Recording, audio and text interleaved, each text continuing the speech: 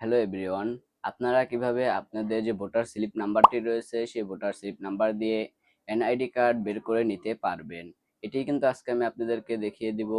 চলেন বাকি প্রসেসগুলো আপনাদেরকে মোবাইল স্ক্রিনে দেখিয়ে দিচ্ছি। এটির জন্য আপনারা চলে যাবেন গুগল ক্রোম বাজারে আসার পর এখান থেকে এনআইডি বিডি লিখে সার্চ করে দিবেন। এরপর এখান থেকে যে সাইটটি চলে আসবে সর্বপ্রথম এখানে ক্লিক করে দিবেন। ক্লিক করে দেওয়ার পর রেজিস্ট্রেশন একটি অপশন পেয়ে যাচ্ছেন, এখানে ক্লিক করে দিবেন। এখানে আপনাদের এনআইডি কার্ডের যে নাম্বারটি রয়েছে বা আপনারা যে এনআইডি কার্ডে আবেদন করেছেন ওখানে একটি স্লিপ দেওয়া হয়েছে।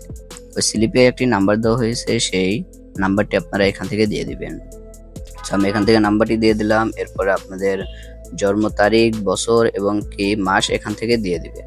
এরপর এখান থেকে একটি ক্যাপচার কোড পেয়ে যাচ্ছেন, ক্যাপচার কোডটি এখানে নিচে তুলে এখানে দিতে হবে।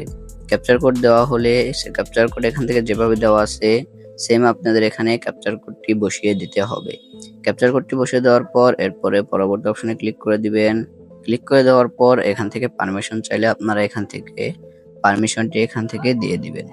দিয়ে দেওয়ার পর এরপর আপনাদের এখানে স্থায়ী ঠিকানা এবং কি যে ঠিকানা রয়েছে সেটি আপনাদের এখান থেকে দিতে হবে। এখান থেকে জেলা, বিভাগ এবং কি থানা আপনারা এনআইডি কার্ডের অনুযায়ী আপনারা এখান থেকে দিয়ে দিবেন। আমি এখান থেকে দিয়ে দিতেছি। দিয়ে দেওয়ার পর পরবর্তী অপশন পেয়ে যাচ্ছেন, এখানে ক্লিক করে দিবেন। এরপর আপনারা যে নাম্বারটি দিয়েছিলেন সেটি যদি হারিয়ে যায় বা নষ্ট হয়ে যায় তাহলে নিচে অপশন পেয়ে যাচ্ছেন, এখানে ক্লিক করে দিবেন। আর থাকলে আপনারা ওটিপি পাঠান, এখানে ক্লিক করে দিবেন। আমি নাম্বারটি চেঞ্জ করব, এর জন্য ক্লিক করে এখান থেকে ইমেল এবং কি নাম্বার পেয়ে যাচ্ছেন, এখান থেকে আমি নাম্বার দেব। নাম্বারটি দিয়ে দেওয়া শেষ হলে এরপরে ওটিপি পাঠান নামে অপশন আপনারা এখান থেকে নিচের দিকে পেয়ে যাচ্ছেন, এখানে ক্লিক করে দিবেন। এখানে ক্লিক করে দেওয়ার পর এরপর আপনাদের মাঝে একটি ওটিপি চলে আসবে এবং কি এখান থেকে আপনাদের ওটিপিটি বসিয়ে দিতে হবে। বসিয়ে দেওয়ার পর পরবর্তী অপশন পেয়ে যাচ্ছেন, এখানে ক্লিক করে দেওয়ার পর আপনারা এখানে আর কিছু করতে হবে না। এখন আপনারা চলে যাবেন প্লে স্টোরে।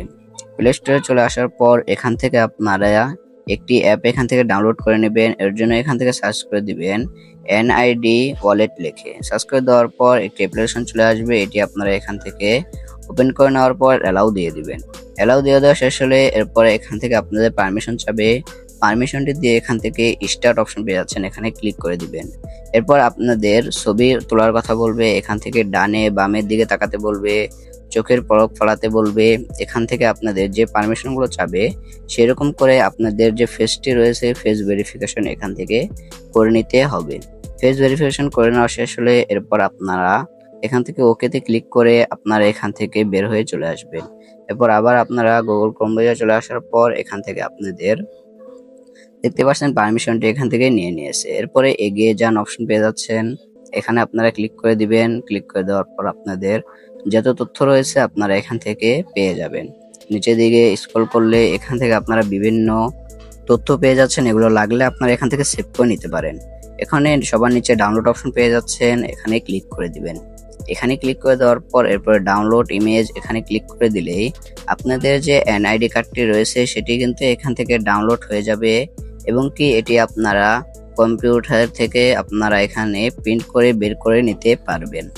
তো আশা করি আপনারা বুঝতে পারছেন কিভাবে আপনাদের হাতে থাকা মোবাইল ফোনটি দিয়ে খুব সহজেই আপনাদের এনআইডি কার্ডটি আপনারা বের করে নিতে পারবেন। আশা করি আপনারা বুঝতে পারছেন কিভাবে আপনাদের ভোটার সিরিয়াল নাম্বার দিয়ে আপনারা আপনাদের যে এনআইডি কার্ডটি রয়েছে সেটি আপনারা বের করে নিতে পারবেন। দেখা হচ্ছে একটা নতুন ভিডিওতে। সকলে সুস্থ থাকবেন, ভালো থাকবেন। আল্লাহ হাফেজ।